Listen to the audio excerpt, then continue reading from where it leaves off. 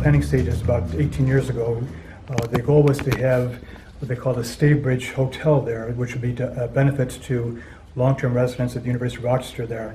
So at the property along the former South Plymouth Avenue extension, in the early 2000 time frame, there was the creation of the building called the Staybridge Suites Hotel.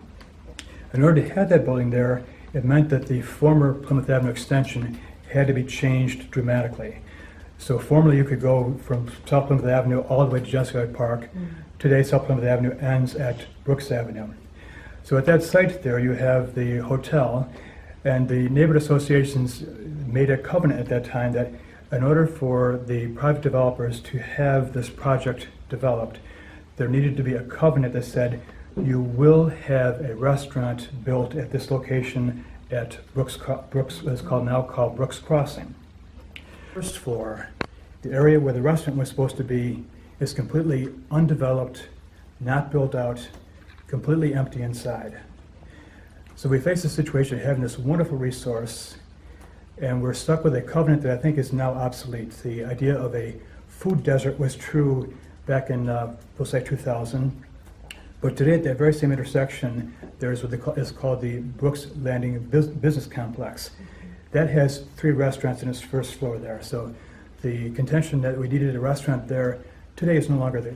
So in my mind's eye, I'm visualizing the building that is at RIT, to have those components put into the former restaurant location at Brooks Crossing. The area is unique because it has a Plymouth Avenue address, which is the Plex neighborhood, but it also touches the 19th Ward area there. And the third component for this confluence is the river campus itself. The thought was basically prompted by the Governor Cuomo announcement of the Buffalo and Rochester Smart Schools grant. It was announced July 25th.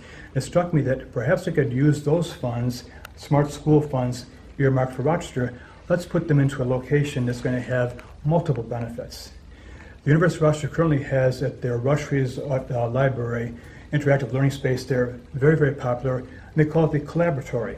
You collaborate there, you learn in teams, and you have your maker's space there, you have your interactive smart boards there, but you also have the ability to have distance learning.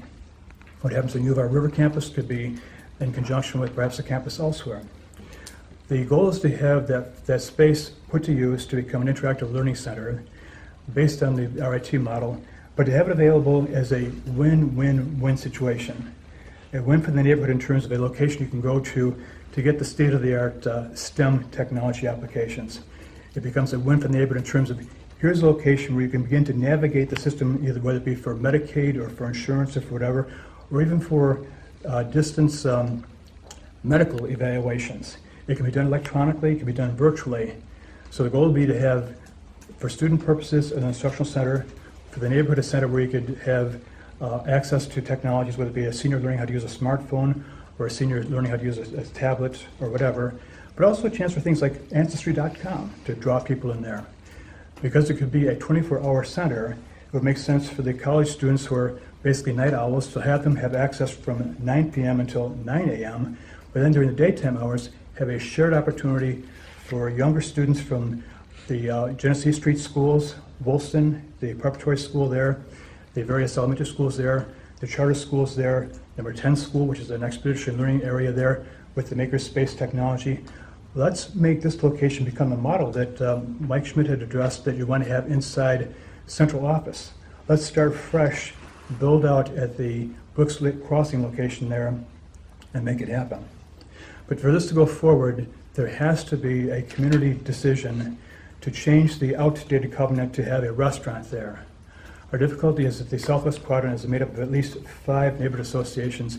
At the present, the cooperation level is not very high. So there needs to be a change of heart with regards to the restaurant being there, but now a new vision of what could be, that you have, this is now. In order to make this happen, you have to have sustainability. And when I heard about the July 25th announcement by Governor Cuomo about the Buffalo and Rochester State Schools grant, this to me sounded like this could be a vehicle to start to equip the building there and possibly to some extent help to sustain it, although it needs to be a partnership involving the U of R. The U of R does not own these properties. The U of R leases them. So it's important to know now that we're talking about a property owned by a company in Minneapolis that has the unused space there. But the developer, being a businessman, would listen to a smart option or a smart alternative. The U of R, which is leasing the area there, really cannot act until the community decides for itself what it wants to do in terms of the use of that first floor. Designed to be, intended to be a restaurant, now vacant. What is it good for? I think it's good for an instructional, interactive technology center. What's occurring now is a communication process. I'm working as a private individual. I consider myself to be an undertaker, to undertake this option here. I have the unique situation of being not in the neighborhood as a resident, but a person who spends a lot of time there in a variety of either history-related or charrette-type projects there. I think I have the ability to communicate with the various organizations and to try to get a fresh start there. In terms of the other major partner involved, that would be the University of Rochester. The University of Rochester can only act when the neighborhood associations agree that the former restaurant covenant needs to be updated. There has to be complete agreement for the Southwest quadrant persons before the U of R could be receptive to a proposal. The U of R, through the U of R, through its community and liaison government person. Christensen, the CEO of, what's the name of the development? Christensen. Oh, okay. He has to make money from that space. Where will he get the money from? Well, this is why I had the inquiry about the Buffalo and Rochester Smart Schools grant. There was a block fund that was announced. I'm not using the terms correctly. But in July, there was a news account and a press release talking about the interactive technologies, but also the security camera systems and updating of different technologies. My hope is that within that allocation, specifically for Rochester, that we could perhaps modify or adapt those funds to start up this instructional center at Brooks Crossing. The restaurant was going to be a money-making enterprise, and they would pay his company, I assume, rent or whatever. But it seems that all of these ideas are nonprofit and would not make any money for him. I think that it could make money for him. To go back to your thing about the restaurants, when this was proposed over a decade ago, the area was a food desert. It's also a bank desert. On that same plot of land at the corner of Brooks, Genesee, and Plymouth Avenue, there's also to be the inclusion of a bank there, which further takes away from the parking space there, which will fully block the view of the restaurant from Genesee Street. The Christensen Corporation has solicited over 100 communications with various restaurant owners, entrepreneurs, both large and small. Nobody has said that they see a business opportunity here. And the other thing at that meeting that we had in the restaurant, Bonnie Mayer from Cornhill said that, and here's Cornhill where you've got people who have the ability to support a restaurant, that 6 out of 7 restaurants have failed. They just come in and go, and that she didn't see a restaurant as being feasible. And then you look at the fact that the restaurants that are there are not being supported by the community in a way that makes them really successful. I mean, Subway is the only one that's not operating on a deficit, and that's kind of a fast food restaurant, and they were looking for a destination restaurant. So putting a restaurant there doesn't seem like a great idea. Right. But I hear what you're saying about where does the income from, but I was also hearing that the U of R doesn't have the high-tech, like Rush Reese can't accommodate all the students that they have who need some of this interactive learning center stuff. So is there a way that because they lease buildings there, that they could also contribute some to sort of have a partnership with the community in running something like that. Because it would give them their community connection, their community engagement piece, and it would provide a resource for their students, including the 11 floors of students that are right on top of it. So it just, I mean, I think it's really worth exploring. Sure. And, but again, the U of R isn't going to step into this at all until the community comes together, until the community says, yep, let's lift the covenant. Or unless the U of R actually takes the lead and begins to work on grant funding that's completely separate from the pot that you're proposing, because they are very successful at actually writing grants for things that they devise and come up with. Maybe that may be a plan B. Well, we had a U of R person there, and they're trying very hard to stay very much away from this, and they don't want to get into any ideas that they have for that space because it was originally supposed to be a community space.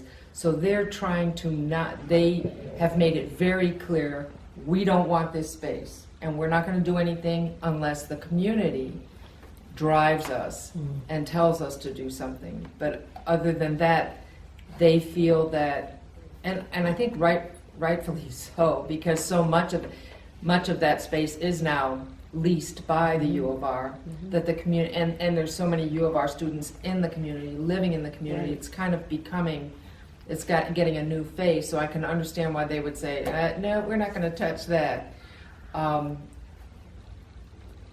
It's an interesting, isn't it? It's an interesting problem and really interesting suggestion.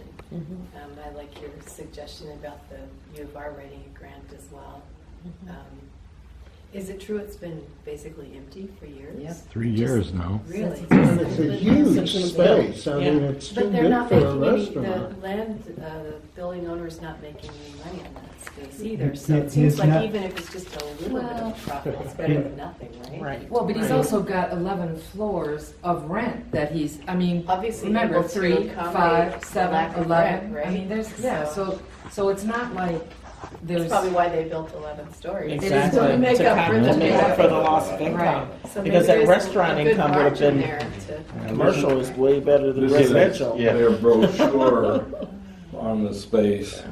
There's a lot of space there. Better than They were looking at, residential. what, $10 a square foot for restaurant application, so the question is, can you get, $10 a square foot as a rent supplied by either the U of R or some grant? And it's a reasonable rent amount for a restaurant.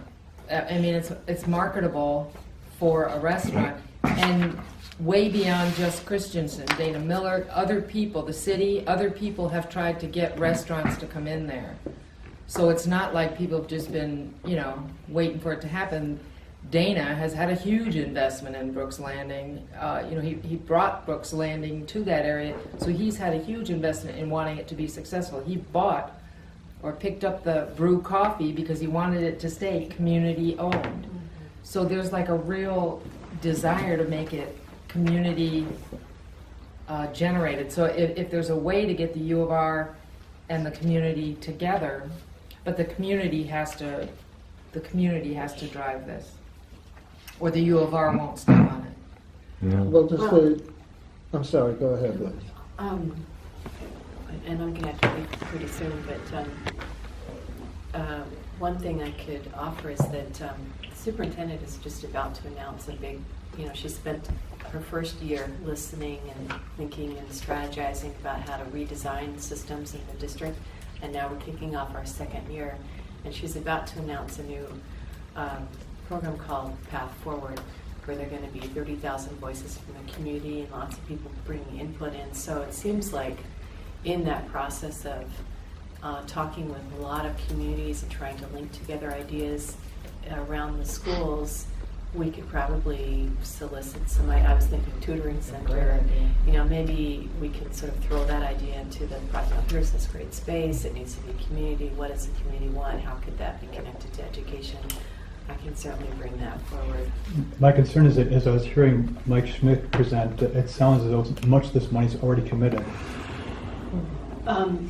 I think he was talking about different smart bond money. I mean, this one you mentioned just came out. The smart bond money he's talking about was, I think, a couple of years ago. That would be awesome. I mean, maybe they're similar, but that money was $49 It million. is specifically entitled Buffalo and Rochester Smart Schools, and about $26 million is earmarked for Rochester alone. Interesting. Okay. And so one And other I haven't thing, read about this yet, so I haven't. the one thing that we want to start now is to not call it a tutoring center, because tutoring suggests a lack or deficiency. Okay.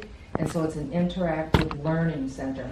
And one of the comments John made was, you know, they wanted the restaurant there because if you're in that space, you see the river, you look at the U of R. I mean, it is a gorgeous spot. Well, wouldn't it be great if a 12-year-old was sitting there learning and could see maybe where they might go in their future? Oh, yeah. So Yeah, there's a, if you look on the sheet here, I don't know, did you get? Yes, I did. I was also looking at farmers markets. There's that way. reference to a video Oh. on there that Okay. if you do Yeah, I a search definitely on have to. that, I'm going to learn about that. it's a video that John Scholl had put together, and it covers, I think, now that school that they're talking about, the Virtus. Virtus, that's a charter school in I believe it the is. area? I cannot say for sure, but I believe that Virtus is a charter school. The remarkable thing is that the students there are developing prosthetic limbs using 3D printing. And you're hearing the students use language you'd expect from a physical therapist. You'd expect what? From a physical therapist, correct terminology. Wow. So that's a real interesting video. Take a look at it, and you think of it in terms of kids that can go into a space like you have here, and also I've got a video on location 19 that shows the space from when we had the meeting there the month before last, and it's just fantastic view, big space. If you had all sorts of training facilities there, really gives the kids a sense that, gee, this is something, Well, thanks for explaining, not tutoring, but a laboratorium and a learning center, and like looking at the language and that. But I also, just to throw that in, I thought, path forward, we should link that into what the district's about to jump into. And I don't know, farmers market or performing arts spaces. I was thinking about that as well. That would sort of bring in community needs. But I like the learning center piece. I'm going to have to rush off. But Okay, well, thank you for stopping by, yes, and thank you. This has been really take a nice. look at the video that John Scholl's got. Were there any other videos, John, that were from the RIT Center? I did not find a specific video of the center supplied by John. However, if you simply Google it would be the Center for Student Innovation. And, I know the building. Yeah, okay.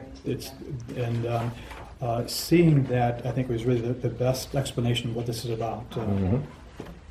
Okay. Can I just add something? John and I were talking before the meeting started and sharing our ideas back and forth. And I just would like to point out, and maybe somehow, some way, the city itself could be a partner in this through the libraries. Because exactly what he's talking about is what progressive, well-funded public libraries are doing in other parts of the country. I mean, there are exactly what he's describing going on in your public libraries. Here, we just don't have the money to do it. So it just, Well, and that could be another, Yeah. facet. Another thing I think of is parent registration centers for the schools. You know, we were doing a choice task force, we were talking about the need for that. So, anyway. Okay. And thank you for the walk. Oh, you're very welcome, very welcome. I always bring one with me. You never know, From right? one, I have allergies, so I never know when it's gonna hit me. Good to see everybody. You always have your water. Thank and your you, lotion, thank you right? again. So, Jen, that does sound like a Ready to good travel. idea, is Thank you for your. including the city by including the libraries. right? And do it from, I mean, Because that, librarians are doing this yeah. in other Yeah. places, and if we had the funding to, you know, staff it or partially staff it, if it became a partnership with U of R, with whoever else. It's a really good idea, especially in the Southwest, where, I mean, even just location 19, the Southwest Common Council, it's all about breaking down walls. It's about getting people to talk to each other. Imagine if you had a center that connected all the schools, connected all the libraries, if you had like a place that could do all that, that encouraged all that, only high tech. So then from reading the announcement, it actually sounds to me, I mean, that paragraph reads, Rochester Smart Schools Investment Plan totals $26.9 million, including $18.5 million for classroom technology such as new laptops and tablets, desktop computers to be placed in labs, flat panel displays to replace interactive whiteboards in high schools, and replacement smartboard projectors for elementary schools. Additionally, $5.9 million will support school connectivity through the new wireless access points, controllers, and wired switching equipment. A total of $2.5 million allocated for high-tech security purchases, such as the replacement of analog cameras and the addition of new high-resolution digital cameras to enhance the district's video surveillance capabilities. And it says, it goes on to just continue to say the plans were approved at the 6th meeting of the Smart Schools Review Board, which is charged with approving plans submitted by school districts. So these plans are already submitted. That's I what have the this is impression that they reading. are submitted. Yeah, and so it's comprised of the Director of Budget, Chancellor of the State University of New York, and the Commissioner of the State Education Department. So the key would be to get the district to move a space Yes. like that there, because otherwise it does definitely, it sounds like it's earmarked. Right, so Yeah. instead of putting it on their second floor, put it in the middle of this, which is gonna be harder to access for parents and children. Put it in the neighborhood. Yeah, because I'm not sure how much that's going to cost on the second floor.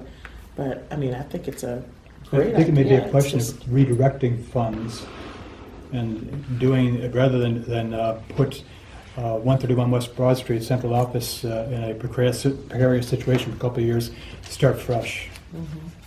Because you think about parking and access. Yeah. That would be, And that, the Brooks Landing area is a perfect bus access.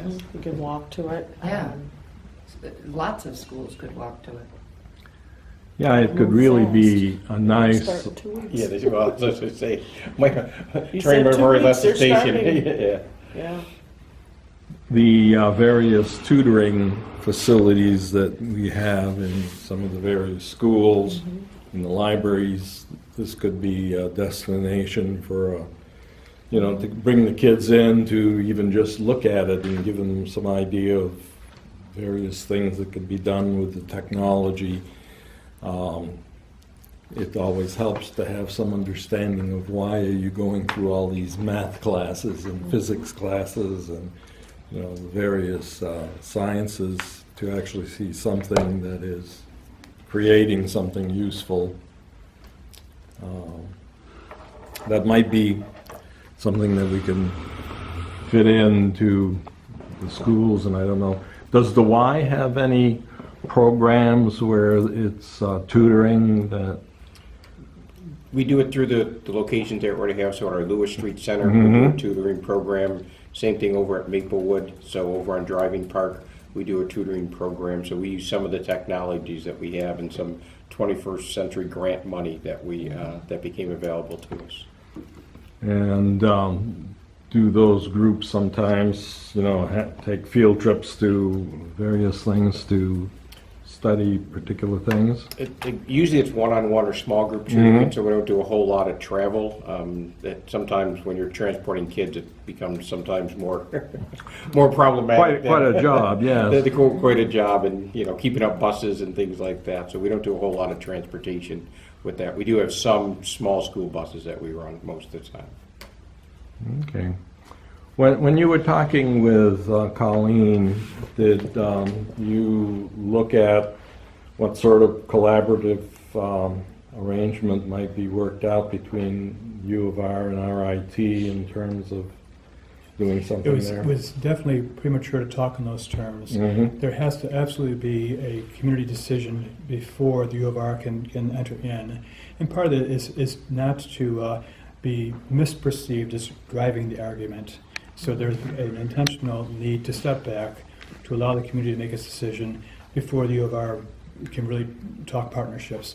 Historically, there's been wonderful statements made by the U of R president in previous years about working closer with the 19th Ward Southwest Quadrant area. This is a chance to make it real.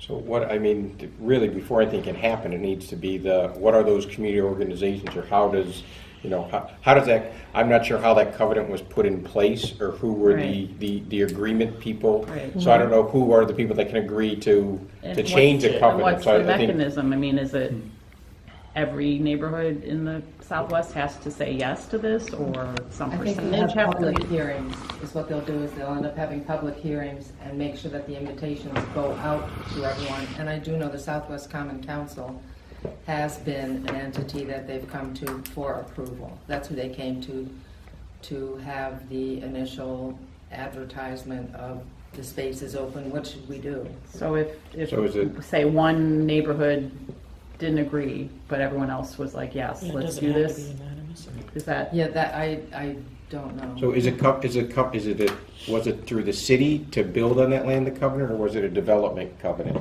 Yeah. The development company was given permission to build on the site the Staybridge Suites Hotel. In order to make that happen, things had to take place.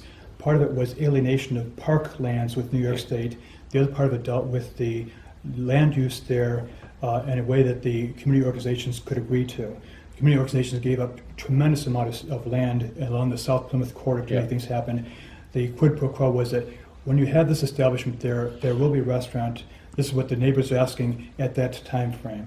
But times have changed. Yeah. So the covenant is with the city though? And the developer, or? Yeah, I think the city needs to, the way it's, we need to get a hold of a copy of it and really read it over. I've heard some people say, well, just give them, just release them from the covenant and hopefully they'll do something that we'll like. I've heard from other people that it can be, they can be released from the covenant for a specific application that the community thinks is equivalent benefit. We need to find out, but I think ultimately it's going to be the city setting up a public hearing and having good advertising so that everybody who has an interest gets a chance to come. What I have not had a chance to do yet is to have conversations with Dana Miller and Adam McFadden, so I'm hoping they can help shed some light on this. The public meeting aspect is something that should take place and probably as part of this covenant change. And I believe at some point the City of Rochester's, possibly their economic development group has to make a decision on it, but I'm not sure about that. Yeah, I think the main thing would be to try to get, the concept you're suggesting, get enough meat on the bones of the proposal in terms of having some agreements of where some of the funding could come from, because it's easier to convince the community that this would be a good thing to release the deed restriction, or whatever you want to call it, if they have something specific that they can evaluate that, is well presented, versus people waving their hands and some of the neighborhoods feeling like they're going to get taken for a ride one more time. So I'm basically in a research mode now, and also a reaching out mode to neighborhood political figures, U of R, other community leaders. So I really welcome suggestions from persons and constructive criticism. Okay. Well, thank you very much, John. That's hopefully the education folks will get a chance to review it, and I think it helps to reinforce what you're already doing here with the local schools in the Southwest Quadrant. You're making things home-based. Once again, neighborhood-based is so important. yeah, this might be something that you might want to try to go and talk to some of the school principals and see what their thoughts are Yes. on it, because it might be the sort of thing that a field trip from the school Well, the school might go 10 to. The School 10 expeditionary learning sounds really exciting. And a separate project I'm involved in what's called the Rapids Cemetery Restoration. And within the 19th Ward, less than a quarter of a mile away from Brooks Crossing, there's an actual 200-year-old cemetery that has burials from the Revolutionary War, War of 1812, Civil War, Spanish-American War. And the school on Congress Avenue is the number 10 expeditionary school. So already we're beginning the conversation there to learn about what are their current learning technologies. Are they using tablets? Are they using desktop? Who knows? So the process of communication principal level is beginning at that one school, but I like your suggestion about talking to other principals. So if you can send me some names and suggestions of contact persons, I'd appreciate that. Okay. Very good. Well, I think we've covered everything we were planning on covering.